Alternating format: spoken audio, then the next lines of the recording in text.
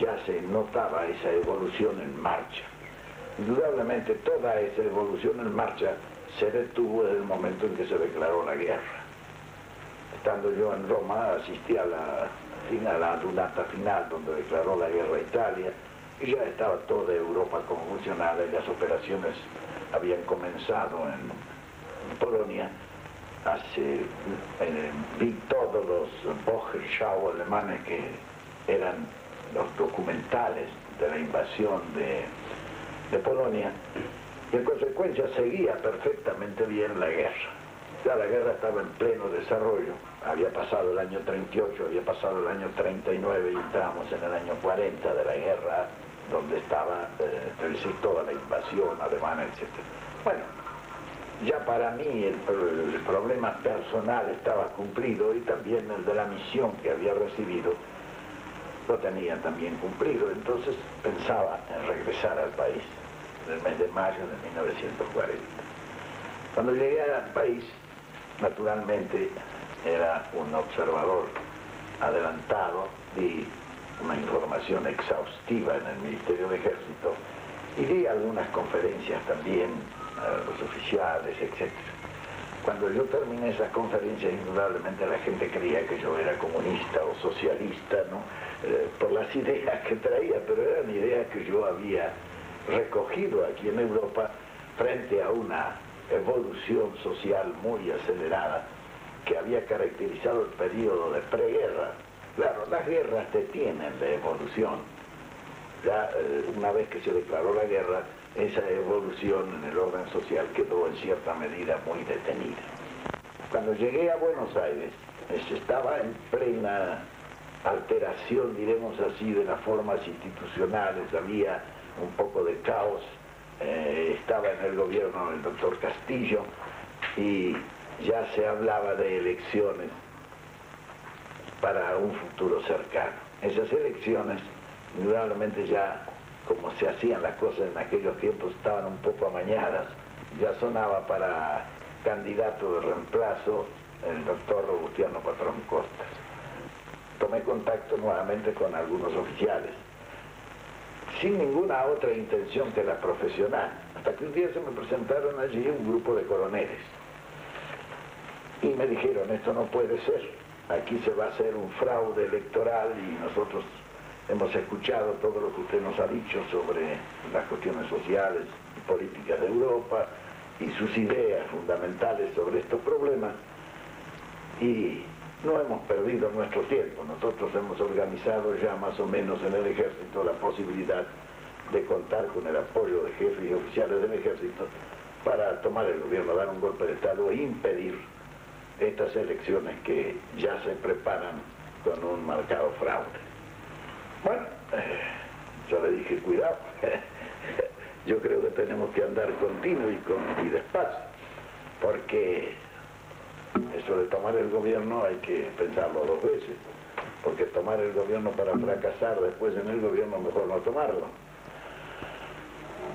En consecuencia, le dije yo: bueno, me dijeron ellos, usted nos ha hablado de una revolución que cree que es indispensable en el tiempo que estamos viviendo, y nosotros querríamos que usted fuera el orientador de esa revolución, y nosotros tomaríamos el gobierno solamente para hacer un gobierno administrativo para que el país no sufra, y usted se encargaría de realizar, digamos así, cuanto nos ha dicho sobre la revolución social que usted piensa que debe realizarse en el país para ganar tiempo y colocarnos en una posición en que el futuro marcará indefectiblemente.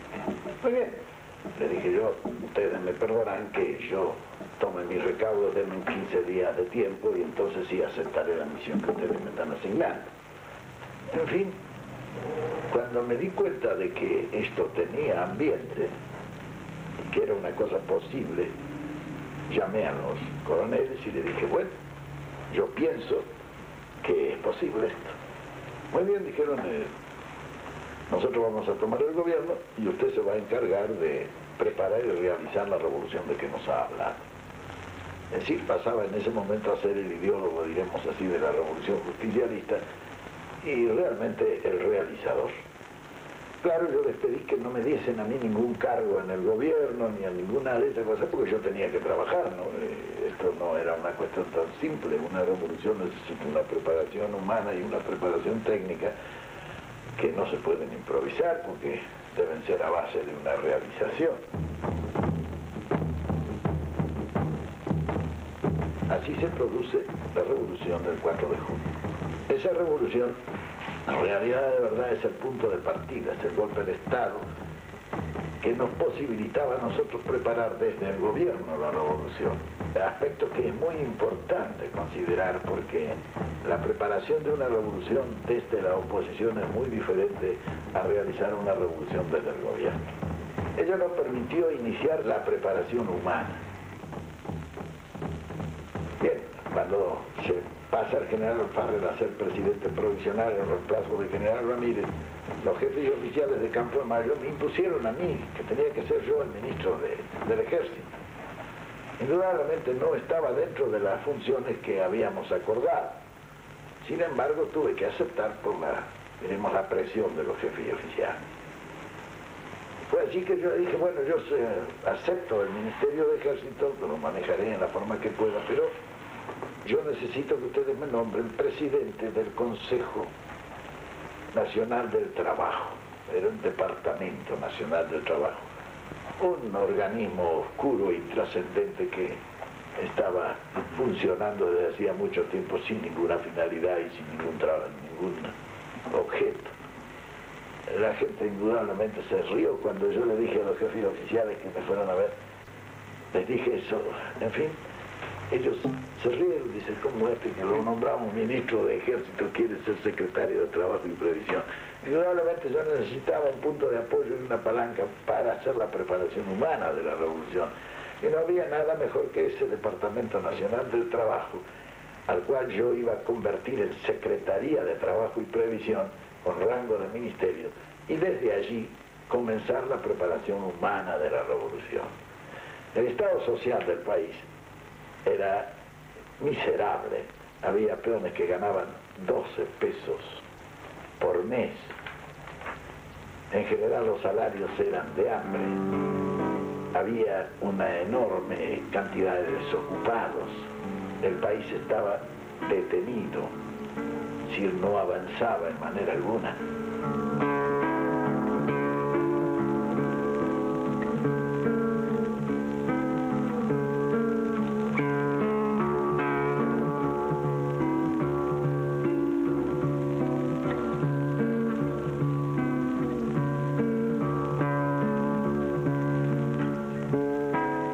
¿Qué violencia padecía el pueblo argentino como consecuencia de esa opresión oligárquico-imperialista? Estaba privado de sus derechos políticos porque a través del fraude le imponían el gobierno desde la Cámara Británica de Comercio. No elegía, votaba sí, como se votaba entonces en el correo, ¿sabes? Es decir, se decidía en el correo, se votaba en los comicios, pero era todo fraudulento. Pero la mujer no votaba, la mujer no tenía ningún derecho. ¿Qué principal violencia sufría? Ahora, natural, ahora en el orden económico, diremos un subconsumo por falta de poder adquisitivo era el que sometía al hambre al pueblo y a la miseria.